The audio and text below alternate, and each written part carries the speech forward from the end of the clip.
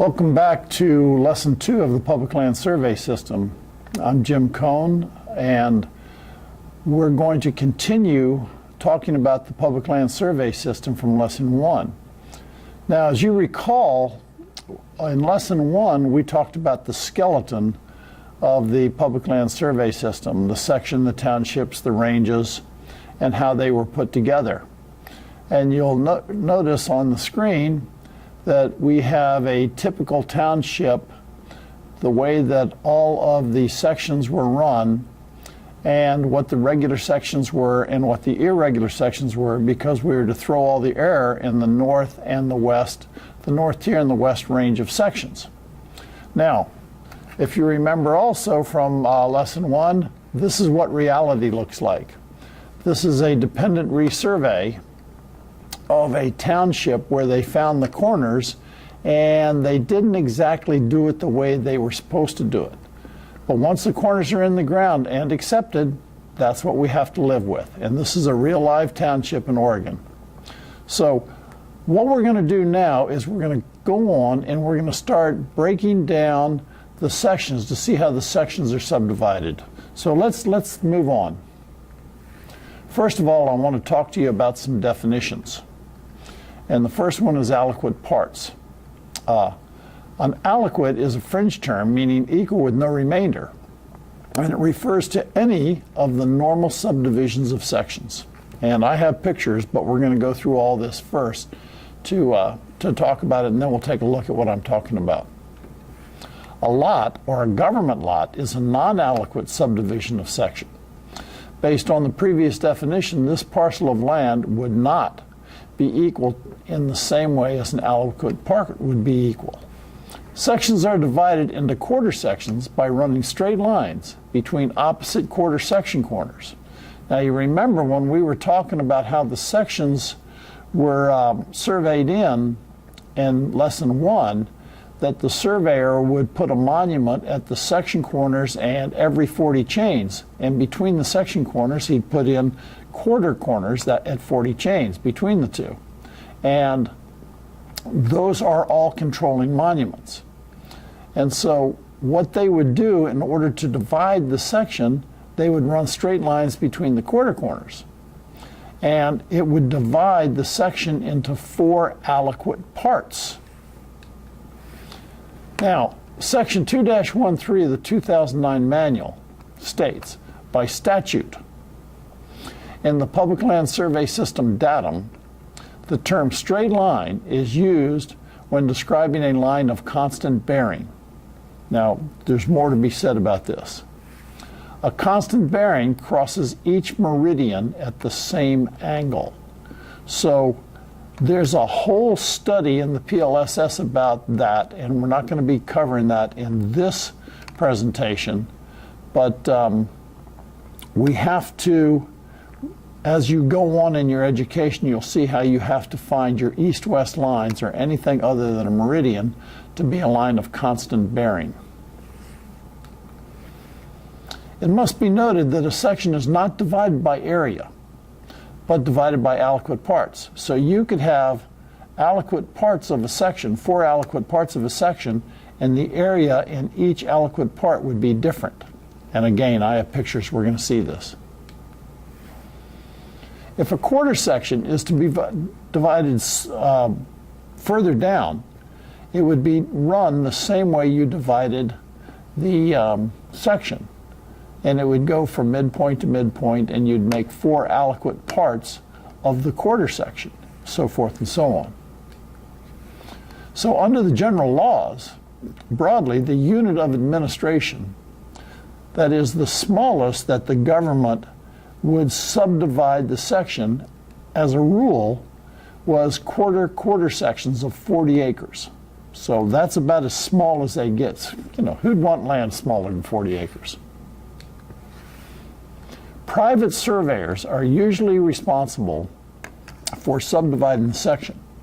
Now, as we learned in Section 1, the surveyor out in the field, the government surveyor, he would subdivide the township into sections, and that's what he was supposed to do.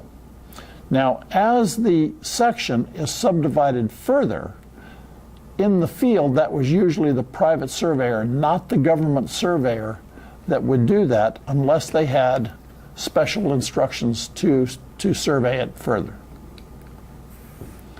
So, upon the plat of all regular sections, the boundaries of the quarter sections are shown by broken straight lines connecting opposite quarter corners. Now, this is called protraction. Here's what's going on. The surveyor in the field surveys the section in. He takes his field notes and gives it to the draftsman in the office. The draftsman in the office then draws up what the surveyor did in the field, and also the draftsman in the office would subdivide the sections by dashed lines, and those are called protraction lines. They're not run in the field, but you can see them on the plat that the section would be subdivided further than just the section. Again, I have pictures, stand by. The sections bordering the north and west boundaries of normal townships, except section 6, are further subdivided by protraction into parts containing 2 regular, half-quarter, section, and 4 lots. So now, you remember that as we were surveying the township, we would push the air all the way to the north and all the way to the west. So that last part is going to be where the air is, and it won't be an aliquot part, it'll be some fractional part. Those are the government lots. Section 6 has lots protracted against the north and the west boundaries, and so containing 2 regular half-quarter sections, 1 quarter section, 1 quarter section, and 7 lots. Again, you'll see it. Sections are protracted so as to provide a maximum number of aliquot parts. So what the draftsman tried to do is he tried to make as many aliquot parts as possible. And these aliquot parts would be 160 acres, 80 acres, and 40 acres units, nothing smaller than 40 acres. Or regular subdivision of section. The remaining areas in a section is shown as lots, commonly referred to as government lots. So here's what we have. Here's a picture of 4 sections in the northwest quarter of a township. Let's take a look at section 8 first. You'll notice that there are dashed lines dividing the section in half, midway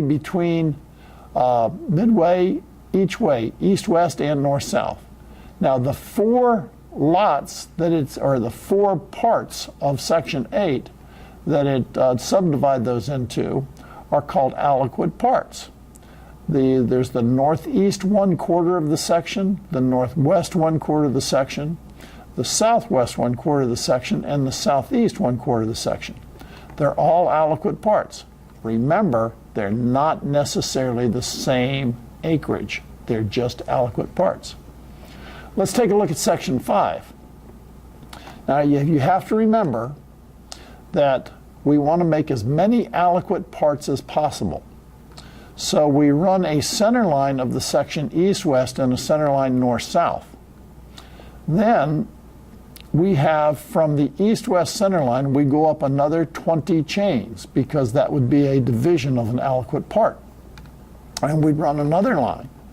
And so what we're doing is we're pushing the air all the way to the north. So we go 40 chains north, then 20 chains north, and then from there to the north line of the section or the township line, whatever that distance is, and that's the fractional part. And then we divide each one of those fractional parts into roughly 40 acres, or halfway between section 5 and the center line and the section line, and the same thing on the northwest quarter. So we have 4 government lots of approximately 40 acres, not exactly. But all of the other parts of section 5 are aliquot.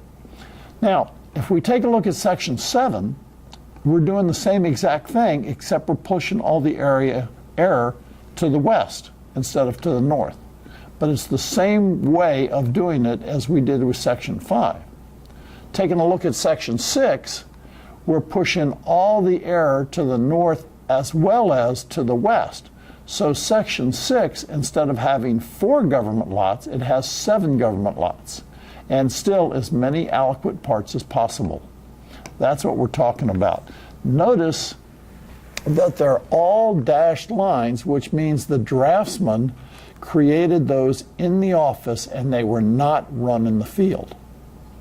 Now, from practical experience, I'll tell you that you'll find some of the old plats that are subdivided and the draftsman used solid lines instead of dashed lines, but they're still protracted in the office. So you just have to read the record and you have to take a look at the subdivision that you're looking at. Okay, subdivision of sections by protraction, the section that are invaded by meanderable bodies of water, that is, a river is going through a section, or by approved claims at variance with the regular legal descriptions, legal subdivision, are subdivided by protraction into regular and fractional parts as may be necessary. So if we have a section, and in this section or in this township, we have a river going through the section, and we have, let's say there's a town or a military reservation or some other piece of property that was surveyed that was not part of the public land survey system, and the government honored that, what we would do is we would subdivide the section and make as many aliquot parts as possible, and anything that's not aliquot, we would call them a government lot. Boundaries of lots usually follow the quarter section and quarter section lines, but extreme lengths or narrow widths are avoided, as are areas of fewer than 10 acres or more than 50 acres. So if you have this awkward piece of property that's more than 50 acres, you try to make an aliquot part of 40 acres and then have 10 acres left over. Or what you could do if you have a small sliver of, let's say, 5 acres, you could just attach it to the other government lot, and you might have a government lot of 45 acres or something like that. But it would still be an awkward piece of property, and it would not be a aliquot piece. So here's what we have. If you take a look at the slide, you'll notice that on the eastern half of the section, section 21 in this case, we have a river going through it. And in the southwest part of the section, we have a town site. Now this town has a boundary that is not part of the public land survey system. And the river, the surveyor, what they called meandered the river on each bank at about the high water level. We're going to talk more about meandering later, but they surveyed that part. Now, the draftsman in the office had to segregate the parts out and had to subdivide this section. So the best he could do is run a center line east-west and a center line north-south. And then he was to make as many aliquot parts as possible. And so you'll see that in the northwest quarter of the section, we have 80 acres. That's an aliquot part. But just below that, we have 3 and 4. Those are government lots. And down in the southwest corner of the section, we have an 80, which is an aliquot part, and a 40, which is an aliquot part. Then the draftsman, he would number the government lots. You'll notice that number 1 is in the northeast corner of the section, and you go 1, 2, and you go all the way to the west, and you drop down 3 to 4. Now, I want to talk to you about government lot 4. It appears to be an aliquot part, but for some reason, the draftsman called it a government lot instead of an aliquot part.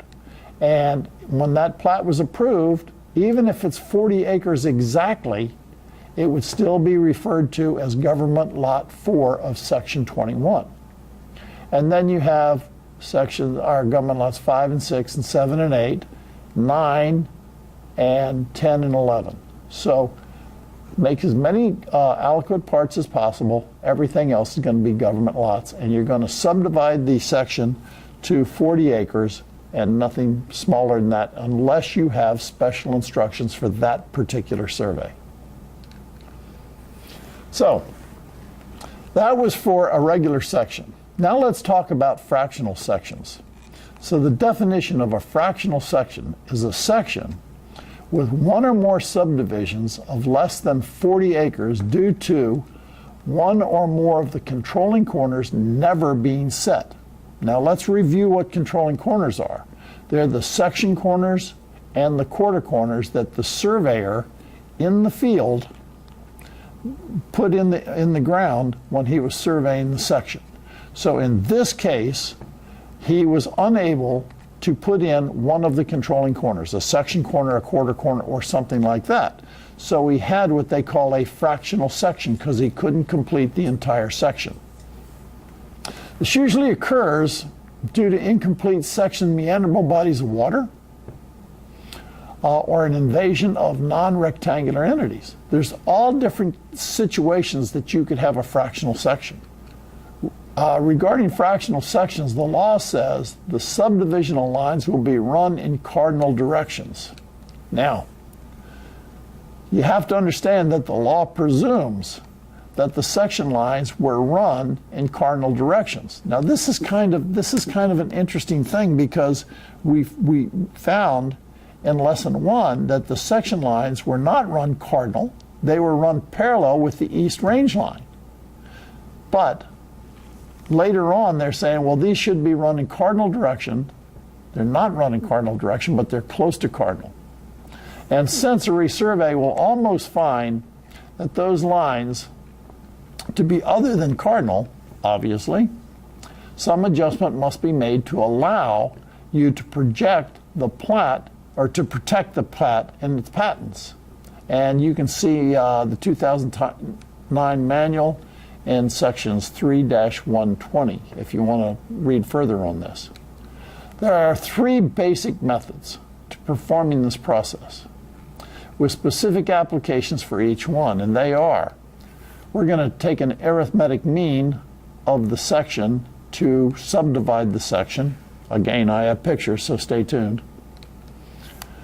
A weighted mean, which is probably the best way of doing this, and parallel lines. Now, parallel lines is when you use parallel lines, it's because nothing else will work, and there's some strict rules of that, and we're going to talk about that as well. But first, let's talk about the arithmetic mean. An arithmetic mean, or average, is used to distribute any difference between the controlling section lines in an equitable manner. Here's an example. This method is best applied when the midsection line is in the center and the controlling section lines are essentially the same length. So take a look at this drawing. You'll notice the east section line, one of the controlling lines, is north 0 degrees 2 minutes east, and it's 27.45 chains long. The west section line, another controlling line, is north 0 degrees 10 minutes west, 27.5 chains long. Well, what you would do, if you see there, you can find the difference between those two bearings is 12 minutes. Half of 12 is 6. So if I was to take the northwest bearing on the west line and take 6 minutes away from it, I come up with north 0 degrees, 4 minutes west. And if I was to add 6 minutes to north 0 degrees, 4 minutes west, I'd have 0 degrees, 2 minutes east. So that's the mean of the two. Now, this is okay to do if the distances are just about the same. You'll notice that the west line is 27.5 chains and the east line is 27.45 chains. So you can get away with the arithmetic mean to subdivide this section, this fractional section. Now, a weighted mean. In most applications, the weighted mean is a far better approach. As a matter of fact, when I was taking my CFEDS classes, we were told that you really can't go wrong if you use the weighted mean all the time. So that's one way you can do it. It consists of the lengths of the controlling section lines in the meaning process. So let's take a look at this picture. A weighted means are especially needed when the controlling section lines vary greatly in length. Now we're going to take a look at this. We have a fractional section. The east side of the section, we have an angle point, and the west side of the section, we have a straight line. So we're going to call the west section line, north-south section line on the west side, line 1. And we're going to call the east section line to the angle point line 2, and then the next one line 3. Now understand this, that in a practical application, each one of those lines would have their own bearing and distance. So here's how we're going to do the weighted mean. To compute the weighted mean, run a traverse using all the controlling lines as if they were connected end to end, then inverse from the first point to the last point. So here's what I would do. I would take line 1, the south end of line 1, or the beginning of line 1, I would assign some coordinates, assume coordinates. Let's say north 10,000, east 5,000. Then I could use the bearing and distance of line 1 to calculate a coordinate on the north end or the end of line 1. Then in my mind, or on a piece of paper, it would be as if I take controlling line 2 and put it on top of controlling line 1, using the coordinate that we just calculated for the north end of coordinate line 1, for controlling line 1. Then I would calculate the coordinates for the end of controlling line 2. Then I would take controlling line 3 and put it on the end of controlling line 2 and calculate the coordinate for the end of controlling line 3. Now I would have coordinates at the beginning of controlling line 1, at the beginning of controlling line 2, at the beginning of controlling line 3, and at the end of controlling line 3. Then I would simply inverse between the first set of coordinates that I assumed and the last set of coordinates at the end of controlling line 3 that I calculated, and whatever that bearing is, that's your weighted mean. And that's how you do it. And it's very efficient, and as we know, it's not very hard. One thing that I want you to understand, that you don't use a weighted mean when the fractional section is against a range line. Now remember how the structure was put together. The range lines are there first, and the sections close on the range lines. So if you have a situation like this where you have, for example, section 19, and you have to subdivide the section, what you would do, instead of making a weighted mean because you're up against a range line, you would have your north-south center line parallel with the east section line, and all of the north-south lines parallel with the east section line. All of the east-west lines parallel with the south section line. And that's how you would subdivide that particular section. That's a good trick for if you're taking your exam. They might ask you to subdivide something like this, and a lot of people would want to do a mean, and you don't do it when you're up against a range line. Now, let's talk about the third way, parallel lines. There are some fractional section situations where you do not have an opposite section line to control a mean. Here's a prime example right here. This is where we're going to use parallel lines again. You'll notice that I have the east part of this fractional section, and I have the south line of the fractional section, but I'm closing in on a lake, and I don't have any other parts of this section. So the north-south line is going to be parallel with the east line, east-north-south line of the section. And the east-west line for subdivision is going to be parallel with the south line of the section, because it's all you have. You don't have anything else to use.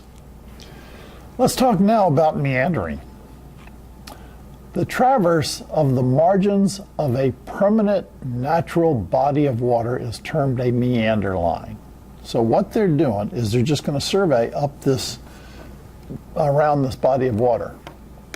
All navigable bodies of waters and other important rivers and lakes are segregated from the public lands by mean high water elevation. Remember that mean high water elevation. In the original survey, meander lines were run for the purposes of ascertaining the quantity of land remaining after the segregation of the water area. So when they were subdividing these townships, they didn't want the water areas to be part of the areas of the lands. So they would survey around them and they would take that area away from the area of the land, which made sense. Monuments, or what we call meander corners, were placed where meander lines intersected with section, township, or range lines. And when we get into the drawings, we'll talk more about that. Okay, low water. The low water mark is the point to which a river or other body of water recedes under ordinary conditions at its lowest stage. Ordinary conditions, not drought, but ordinary conditions. High water is the mark. Mark is the line which the water impresses on the soil by covering it for a sufficient period to deprive it of vegetation, or it's the vegetation line. Now this can get really tricky because you can have aquatic vegetation, you can have upland vegetation. It's where the upland vegetation starts. That's what they say the high water mark is, or mean high water. A shoreland, the shore is the space between the margin of high water and low water. And that was a court case, Alabama versus Georgia, and that was back in 1859. So, meander lines, this is an important part here. Meander lines are not intended to be boundary lines. Okay? They are not boundary lines. But in the state of Washington, under certain conditions, they can become a boundary line. That's always nice. So let's talk about rivers. Navigable rivers and bayous, as well as all rivers not navigables whose right angle width is 3 chains or more, are to be meandered on both banks at the ordinary mean high water mark by taking the general courses and distances of their sinuosities. Sinuosities, how the river moves back and forth. Rivers not classed as navigable are not meandered above a point where the average right angle width is less than 3 chains, except when duly authorized. The surveyor might have special instructions to meander a particular river that does not meet that criteria, but generally they wouldn't do it. Now a lake, all navigable lakes are meandered. Non-navigable lakes are not meandered except for lakes of 50 acres or greater when duly authorized. In the case of a lake, which are located entirely within a section, a quarter section line, if one crosses the lake, a theoretical course is run from one quarter corner, the opposite quarter corner, to the margin of the lake, and the distance is measured. At the point determined, a special meander corner is established. Again, I have pictures. Okay, so what you're doing is you're subdividing your section where that subdivision line meets the meander line of the lake. You're going to put a monument there, and it's called a special meander corner. If a meanderable lake falls entirely within a quarter section, an auxiliary meander corner is established at some suitable point on its margin, and a connection line is run from the established monument to a regular corner on the section boundary. So what they're saying here is if you have a lake that is totally within the quarter section, let's say it's within the northwest quarter of the section, what you would do as the surveyor, you would put in an auxiliary meander corner on the meander line that you meandered that section or that lake around. And then you would tie that auxiliary meander corner to one of the controlling section corners, either a section corner or a quarter corner. That's what they're talking about there. Now, islands, every island above mean high water elevation is of a meanderable body of water, except islands formed in navigable bodies of water after the date of admission of the state into the Union, figure that one out, is located by triangulation or direct measurement or other suitable process and is meandered and shown on the official plat. Even though the United States has parted with its title to the adjoining mainlands, an island in a meanderable body of water, navigable or non-navigable, in continuous existence since the date of admission of the state into the Union, and omitted from the original survey, remains public lands of the United States. There you go. So here's what I'm talking about. Here's this section, and you can see that there's a lake there, and you'll notice that it calls out on the survey where it has special meander corners and auxiliary meander corners. And you see an island, and it has auxiliary meander corners on the island as well. Now, up in the northwest quarter of this particular drawing, you see a little island there, and you have WCAMC. What that stands for is a witness corner to an auxiliary meander corner. Now, if you don't know what a witness corner is, don't worry about that, because we're going to be talking about monuments soon, and you'll see what that calls for. You'll also notice that the lake itself has been meandered all around the perimeter of that lake in this section. And so what we have here is a meandered lake, and we have all these different types of corners for that lake. Now, we've talked about meander corners, we've talked about special meander corners, auxiliary meander corners, so let's talk about monuments in general. The law provides that the original corners established during the process of surveying shall forever remain fixed in position, even disregarding technical errors which may have passed undetected before acceptance of the survey. Now, this is right in the 2009 manual, section 4-2. It was also in the 73 manuals and many of the other manuals before that. What we're saying here is that monuments, original monuments in the field hold, even if they're not in their mathematically correct position. Could you imagine what kind of chaos you would have if you said, we can measure better now, so we're going to change this monument by 2 feet because we're better than the surveyors were in 1876. It would just cause chaos. And so this is why this is the rule of surveying. This is part of the law of surveying. A knowledge monument employed during the execution of the public land surveys is an indispensable attribute for the present-day surveyor. What I'm saying here is you really got to know about these monuments. To retrace the footsteps of the original surveyors, the present-day surveyor must have a good understanding of the monuments and references used in the region concerned. Now, we've always heard this thing about all surveying is local.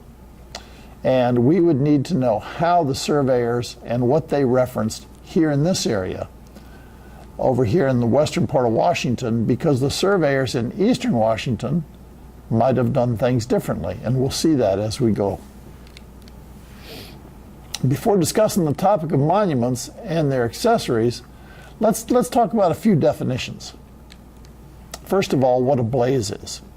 A blaze is an artificial mark that is originally made upon a tree about chest height. I have pictures. A hack is an artificial mark that is made on a tree about chest height, which leaves a horizontal mark or cut into the tree. So here's what we have. The picture on the left, the blaze, is just a scribe into the tree. And what the surveyor would do, they would take their axe blade and they would just take it and they would run it down the tree and they would peel the bark off the tree, and they would want to get into the meat of the tree. Not real far, but into the meat of the tree. And what that would do, by seeing that blaze, it would tell the surveyors that came behind them that the line was going right through this tree, and this tree would be called what they call a line tree. Now, a hack is what they would do is they would take their axe and they would just chop into the side of the tree 2 horizontal cuts, and those would be hacks. And sometimes they would do both. They would put a blaze and hacks. And it was all for the same reasons. What the original surveyor would do is he would put these scars on the trees so tracing surveyors could make sure that they were on the line that he surveyed. And it was a big help to the retracing surveyor. Now, an accessory to a monument is an object utilized to reference the position of a corner monument, such as trees, natural objects, permanent improvements, reference monuments, stone mounds, etc. So it's some other tangible thing that you can tie the monument to so the retracing surveyor can find this monument. Now, a bearing tree, it's also, you'll see it in a lot of old writings called reference trees, should be marked on the side facing the monument. They are referencing and are inscribed with the letters and figures appropriate to the corners concerned. Here's a typical bearing tree. And what that says on there is S2BT. And so what that means is S2 means section 2, and it's a bearing tree. And what the surveyor would do, he would scribe the tree like this, and then he would measure from the tree to the monument, and he would put that information into his field notes whenever he put down a monument, a section, corner, quarter corner. Now, mounds of stone, a mound of stone is a corner accessory also, just like a bearing tree. It consists of at least 5 stones and has at least a 2-foot square base and 1.5 feet high. The position of the accessory mound is placed with its nearest point. Did you hear that? Its nearest point 6 inches from the monument. So, Eastern Washington, you might not have a tree that you can have a bearing tree within 10 miles. So what they would do is they might use a pile of stones here, a mound of stones, in order to reference where that monument is. And here is a depiction of a mound of stones. 1.5 feet high. You see the monument 6 inches away and about minimum of 2 foot square with its corner to the monument. If you found one of these mounds of stones, you could probably recover the monument with not too much trouble. And the surveyor would also put all this stuff in his field notes so you could follow his field notes and you could see what it's all about. Now, a pit, and that they also used, a pit is a hole which is specified to be 18 inches square and 12 inches deep, with the nearest side 3 feet from the monument. Did you get that? Nearest side 3 feet, not like the stones, from the monument. The pit is oriented with its side, not its corner, towards the monument. And here's a typical way of putting it on a pit. You'll notice that what I'm referencing in this drawing is a quarter corner. So we're going to put one pit in section 18 with its side 3 feet away from the quarter corner, and we're going to dig another pit in section 19 with its side 3 feet from the quarter corner. And they're going to be 12 inches deep. Now, as time goes on, these are going to fill in. But what they will fill in with is organic material, you know, sagebrush, leaves, whatever it is. And so you'll see an indentation in the ground. You can start digging and you can find the difference between organic material and just raw dirt. Now, you'll notice that there's 2 pits for a quarter corner. If you had a section corner, you would put a pit in each section. And that's the same thing with bearing trees. If you have a quarter corner, you would want to have a bearing tree in each section. And if you have a section corner, you'd want a bearing tree in each section. So section corners would have 4 bearing trees as a rule, and quarter corners would have 2 bearing trees as a rule, or pits, or mounds. Now, a line tree is a tree on a survey line, such as a section line. The line tree is marked with either a blaze, a hack, or both to help identify the position of the line. When retracing surveyor finds a line tree, it's treated just like a monument. And we will see how that really comes into play in the future. But a line tree is a monument of the line. Because you end up measuring from the line tree to where the monument is. A memorial is any durable object that serves to identify the location of the monument. Articles such as glass, stone with an X marked on them, charred stake, charcoal, metal can serve as a memorial. They are placed alongside the monument. For example, I've uncovered monuments before that are like 2 feet in the ground, and they're concrete monuments. So when I get finished using the monument and I cover them back up again, I'll take a railroad spike and I'll tie flagging to it, and I'll put the railroad spike right on top of the monument. And as I fill in the hole, I will take my flagging and I'll just wrap it and keep it coming up to the surface. So the surveyor in the future will be able to take his metal detector and pick up the railroad spike, and then he'll find my flagging. He can follow the flagging right down to the section, or to the monument, and that would be a memorial to that monument. Now, a corner is at the end of a boundary line or at the change in direction of a boundary line. A corner may also be placed along the line where a third party may tie in or reference in a senior line to be controlling. A corner does not have to be monumented. So remember this. Here's a good way to remember monuments and corners. A corner is a calculated position. A monument is a physical object in the ground, hopefully in the same place as that calculated position. So let's talk about monuments. It's a physical part of physical manifestation set at or near a corner. Monuments can fall into 2 categories, natural and artificial. Natural monuments will always control over artificial monuments if they're in conflict with one another. So what would a natural monument be? The bank of a river, the center line of a stream, the top of a ridge, something like that. Those would control over the artificial monuments. Now, quarter corners are placed, and we know this pretty well, corners are placed to divide a section into quarters.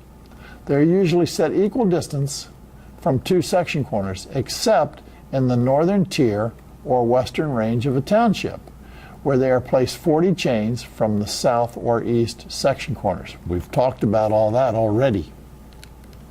In a section corner, are placed at the four corners of sections. Interior section corners are placed at 80 chains. Section corners placed on the north tier or the west range of townships close on the township or range lines. Now, standard section corners are measured along standard parallels every 80 chains. Because standard parallels are correction lines, the standard corners only govern the sections and townships to the north and are marked SC. SC stands for standard corner. Closing corners close on standard parallels from the south. Because of the convergence of meridians, the distance between closing corners are less than 80 chains and only govern the top tier of sections to the south of the standard parallel. Closing corners are marked CC for closing corners. North quarter corners are not set between closing corners. That's something you'll really need to understand. So here's what we have, a typical township. We have a standard parallel on the north of the township. And when they ran the standard parallel, they put monuments in every 40 and 80 chains. Those are standard corners. As we ran the lines north from the south, the north-south lines, they converge, and we put in closing corners that are different from the standard corners. Now, the standard corners and the quarter corners, they control the sections to the north. The closing corners control the sections to the south of that standard parallel. And you'll notice that when you put in closing corners, you don't have any quarter corners in there. So quarter corners are for sections to the north, as we just discussed, and quarter corners between closing corners are not set. I can't emphasize that enough. Closing corners can also be found anywhere in a township where a junior line closes on a senior line, such as a completion survey. There are times that a surveyor only surveys part of a township, and then at a later date, another surveyor comes back and finishes or completes the township, and that's called a completion survey. Now, if you take a look at this graphic, you can see where part of this township was surveyed earlier. Let's take a look at section 16, for example. That was surveyed earlier, and then all the way around it, they surveyed it at a later date, and you'll notice that they have a lot of government lots, and the lines that hit that section 16 would have closing corners. So you can see how that, and you can see several other places around there too. Remember, they had to make as many aliquot parts as possible, and so those section 17 and section 15, for example, they will have a lot of lots, a lot of government lots, because they couldn't make a lot of aliquot parts. Now, a witness corner is a monumented point, usually on line of a survey near a corner. It is established only in situations where it is impractical to occupy the site of a corner, of a section corner, something like that. If you can't put, let's say the section corner falls on a cliff, you don't want to put the section corner there, so you would put in a witness corner, and that would be a witness to where the section corner should be. And you would give it the bearing and distance from the witness corner to the section corner. It might be noted that I have also used witness corners, and I've put them on my record of survey, that on just boundary surveys, on a lot survey. I remember one time in particular that the corner of my client's property fell right in the center of a shrubbery. And I'm sure that my client didn't want me to dig up the shrubbery to put in my rebar cap. So I put in a witness corner, and I showed it on my record of survey where the witness corner was and what the bearing and distance was from the witness corner to the corner of the property. Now, a reference monument is an accessory and is employed in situations where the site of a corner cannot be established or where the monument would be liable to destruction, and bearing trees or a nearby bearing objects are not available. You can put in a reference monument. Now, all a reference monument is a monument that you can put as close to the where the section corner should go as possible, not necessarily on line, and you just reference where it would be. That's why it's called a reference monument.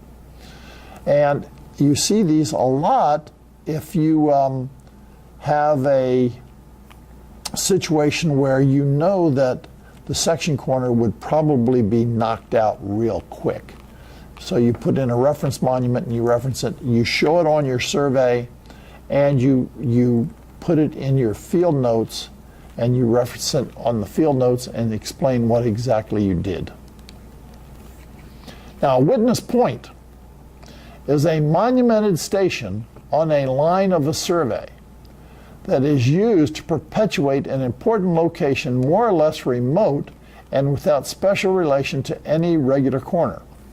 Here's a good way to remember a witness point. Let's say we were doing a survey and we had to go over a hill, and we're in the woods, we set our quarter corner, and we're going to go set the section corner. And we go up the side of this hill, and then we're going down the other side of the hill to set the section corner.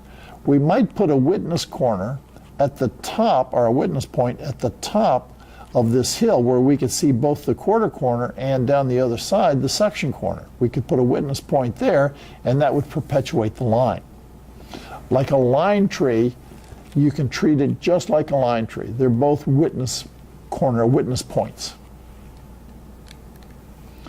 And a meander corner are placed on meander lines intersecting with sections, townships, and ranges. Now, if you remember, well, we're going to talk about this more, but meander lines were traverses run up the side of the river, but they were only monumented on the section corners, and all those angle points in between were not monumented. Now, this thing you're looking at here is the PLSS corner designation. They have names for all these corners down to the 256th corner, and they're really kind of weird. But once you see how it all works, you can usually figure it out. Let's take a closer look. Right here, you'll notice that we have a quarter corner, and then on the top line there we have a quarter corner, and then right to the right of that we have WW East. That's the west-west-east 256th corner. And if we go farther out, we have an east 1/16th corner. And we also could have a west-east 64th corner and an east-east 64th corner. And this just goes on and on and on and on and on. And it just, you can get this, you can find it on the internet, and it's a good thing to have when you're trying to figure out what the government's trying to call a particular corner or what you're going to do on your survey. So let's talk about some historical corner markings. If we're restoring lost or obliterated corners, okay, first of all, let's find out, let's make sure that we understand what all this is. A corner, a position on the surface of the earth, okay? That's really a monument, though, isn't it? Well, the position is just a calculated position. An existing corner is a point which can be identified in its original position based on evidence, testimony, or both. Then we have an existing corner. It was never lost. An obliterated corner is an existing corner where at the corner's original position there is no remaining trace of the monument or its accessories, but whose position can be perpetuated or the point for which may be recovered. What I'm trying to say here is that an obliterated corner, there's nothing there. But you can find some other evidence that can tell you where it should be. And so you have an obliterated corner, you can go back and you can put it back in. Let's continue talking about obliterated corners. And this is right out of the 2009 manual. By substantial evidence from the act or reliable testimony of an interested landowner, a competent surveyor, or a qualified local authority or witness, or by some acceptable record evidence. Which means if you have a record of survey that shows where this corner should be, you have a good argument that's an obliterated corner. I know surveyors that I would rely on if they came up and said, yeah, I can remember seeing this corner or putting this corner here some years ago, and I could use them. So there's all different types about obliterated corners. Now, a lost corner is one whose original position cannot be determined by substantial evidence, either from traces of original marks or from acceptable evidence or reliable testimony that bears upon the original position, and whose location can only be restored only by reference to one or more independent corners. So now, I want you to think about a lost corner. When you have to put in a lost corner, you failed. It's a last resort. And when nothing else will work, that's when you go to putting in a lost corner. And we're going to talk about how you can put in a lost corner. So let's talk about single point control for restoring lost corners. So we're going to be talking a lot about lost corners now. The method of single point control is simply the running of the record bearing and distance. It would be used where the line in a survey you are retracing terminated at your lost corner. And I have an example for you here. Some examples of this would be meander corners where the line was not run across a body of water, stubbed out section quarter or 16th corners or witness corners, or other corners stubbed out in the record. So here's an example. In this example, we have a section line. We have found monuments running east-west on the section. So you can see that we have sections 10, 11, 14, and 15. So we have the section corner for all of those sections. And we also have 2 quarter corners. But the record is telling us that from that section corner, we ran a line between sections 14 and 15, and we put in a meander corner, or the original surveyor did. And it's lost, and we have to restore it. So the only evidence that we have is the record information. So we would use the record information from the original surveyor to run that line and measure out that distance to put in the lost meander corner. That's called a single point control. Now you use this when you have nothing else. And there's your single point control. You're using the record right there. Now 2-point control deals with lost corners where the line was run in 2 directions only, roughly 90 degrees from each other. An example would be where a township corner only applies to one township or only one section. The process involves the running of the record bearing and distance reduced to their cardinal equivalents. Now let's talk about cardinal equivalents a minute. A cardinal equivalent, if you have a bearing and a distance, you would revert to the northing of that or the easting of that, depending on which way you're going. That's the cardinal direction. So you'd either use the latitude of departure or the difference in north and the difference in east for the cardinal equivalent. From the 2 found corners, setting temporaries then marking cardinal moves from those points to set the lost corner. Now here's an example. Here we have section 15. We have a found quarter corner on the east line. We have a found quarter corner on the north line. But we've lost the section corner. Now, around section 15, the land's never been surveyed. It's unsurveyed lands. We have to put in the lost section corner. So we're going to reduce everything to its cardinal equivalence, and the line from the east quarter corner to the lost section corner and the line from the north quarter corner to the lost section corner, we're going to reduce those to their cardinal equivalents.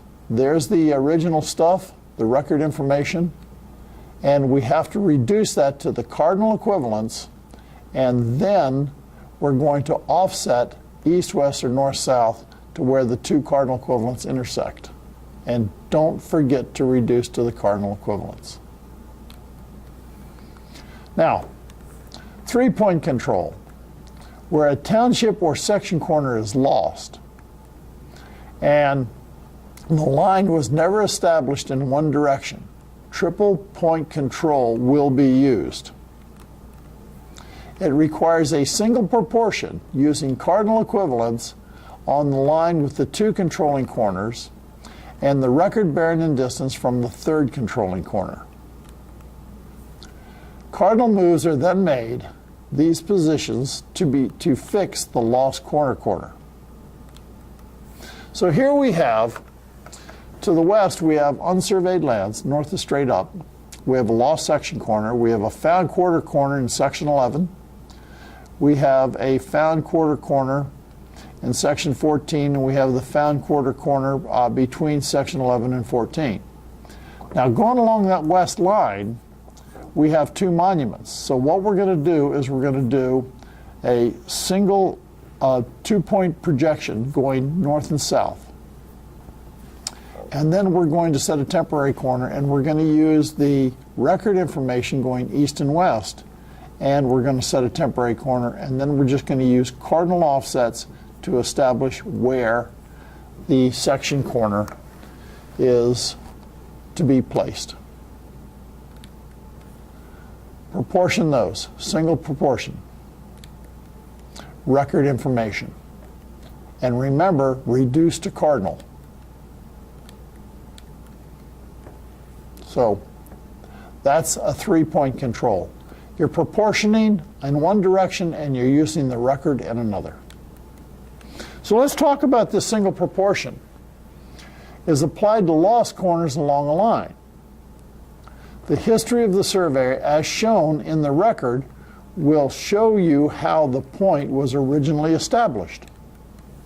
A single proportion spreads the excess or deficiency along the line between two found corners in the same ratio as indicated by the record. The most common use of single proportions are quarter corners. All standard corners, all corners on townships and range lines except township corners, non-rectangular parcel corners on a straight line in a record. So here's what we have. We have a lost corner, and we have a found corner to the west and a found corner to the right. You'll notice that the record says that the bearing is south 89 degrees, 56 minutes west, and it's 80.22 chains. And you'll notice that the measured, M stands for the measured distance, is 89.21 with 80.91 chains. So what we have to do is we have to make up our ratio, and let me go back to that. We have to make up our ratio and then apply the record to the measure to find the position of the lost corner. Single proportions sometimes cannot follow regular rules. When the record shows a bearing break at the lost corner, a different procedure must be used in this situation.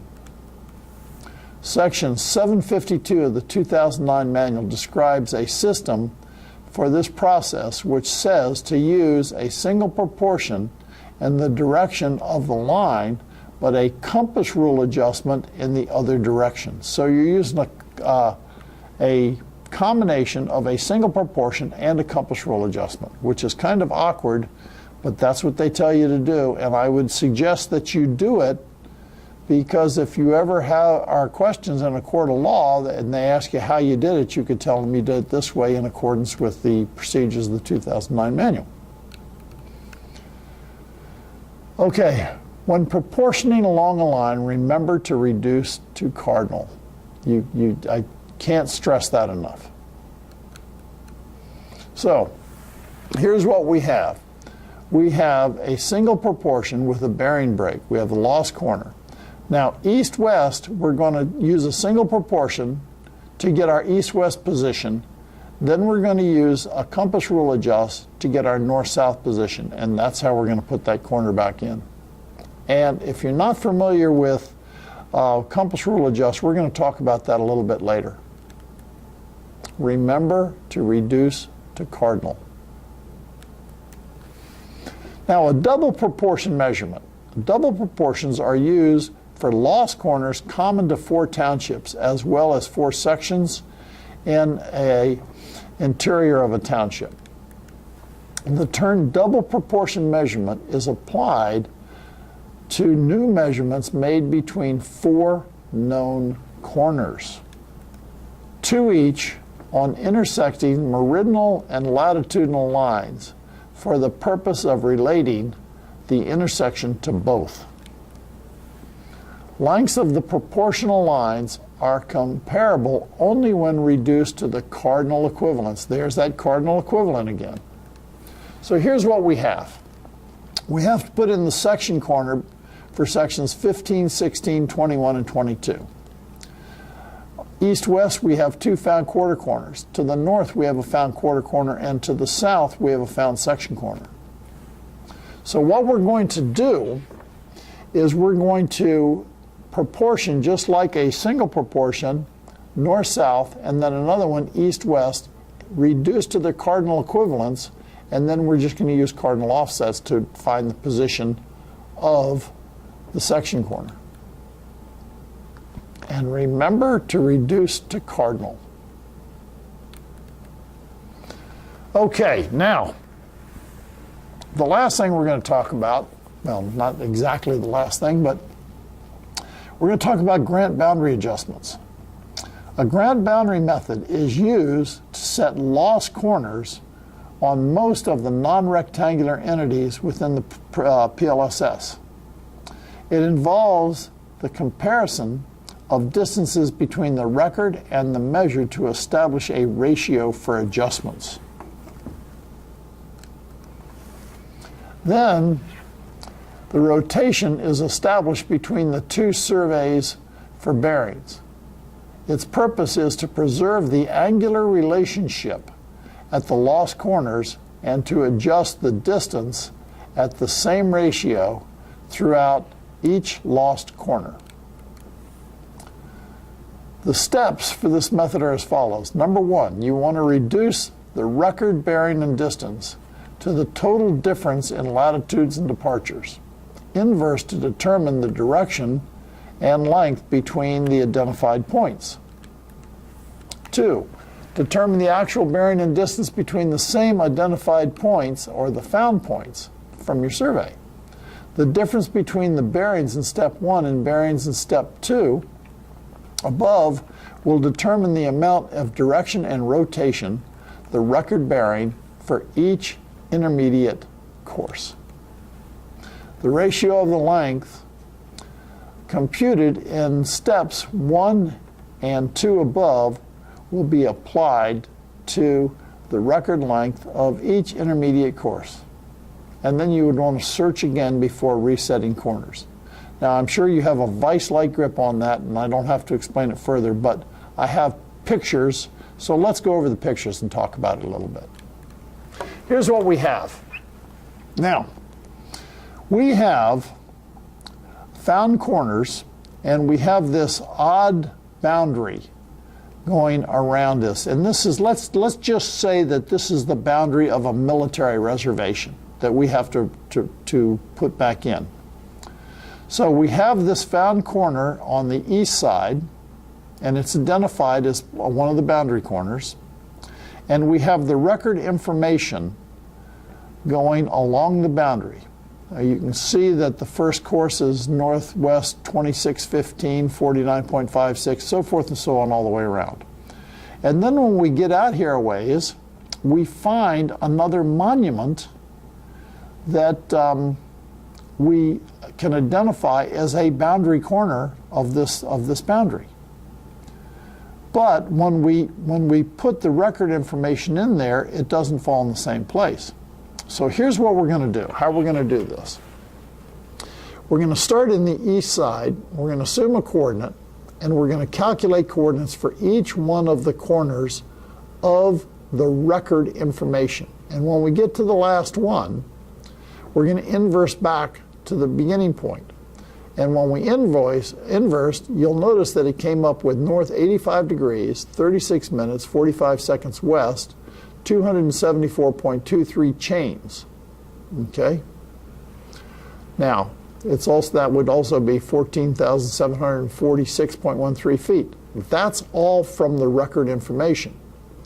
Now, from our survey that we did, we inversed between the coordinates of the found one in the east and the found one in the west, and we find that the bearing is north 87, 10, 24 west. 14.705 are 14,705.44 feet, and that's the measure. Now, the difference between the record bearing and the measured bearing is 1 degree, 33 minutes, 39 seconds. That's our rotation angle. What we're going to do is we're going to rotate the record information to the measured information. Now, if we take the record and divide it into the measure distance, so what we're going to take is we're going to take 14,746.13 feet record, divided into 14,705.44 feet measure. That gives us a ratio of 0.997240613. Now, we're going to apply that ratio to each one of the record distances. Of course, in this case, we're going to change the chains to feet, apply the record, and what that will do is that will adjust that boundary to our known point. That's a boundary adjustment, and we keep the integrity of the angles of the boundary all the way around. So that's a grant boundary. And this exact drawing that you're looking at here is also in the manual, the 2009 manual. So let's talk about meander line adjustments. Non-riparian meander lines, 1973 manual. The purpose of the meander line was to run approximate boundaries of the limiting features such as rivers or lakes. Meander lines were never intended to be boundaries. We've talked about this. And therefore were rarely monumented, except on the section lines or the township lines or the range lines. However, under certain conditions, they can become boundaries. Also, in the state of Washington, under state law and under certain conditions, meander lines can become a boundary line. So it's important that we put them back where they originally were. Now, meander lines are adjusted using a compass rule adjust. And here's the formula. The correction is C over L times S, where C is the total error in the latitudes or departures. Now, if you're not familiar with that term, latitudes or departures, latitude is nothing more than the difference in north, departure is nothing more than the difference in east, with the sign changed. That's a big deal. L is the total length of the survey, and S is the length of the particular course. So you can see it's just basically a ratio thing. So, the conclusion of all this, we've been through a lot of stuff in these last 2 lessons. This has been an overview of the Public Land Survey System. To become an expert in the subject, one must do much more in-depth study. And by the way, I would highly recommend, if you enjoy this kind of work or you want to know more about it, to sign up and take the CFEDS class. The CFEDS class was the best program I ever took for any survey online course. It was really good. Of course, I like this kind of work. So, fascinating part of surveying, and one every surveyor that works in the public land state should be familiar with. One other thing that I will tell you before we close is follow the record. Whenever you have a situation where you're working with the public lands or parts of the public lands, find the record. They're all online. You can find these things, and you have to follow the record because they're variations of the standard. We know how the things should be set up now, and then we have to determine how they actually were set up, and that's following the record. So that concludes the lesson 2 and the public land survey systems. So I hope you get something out of it, and good luck.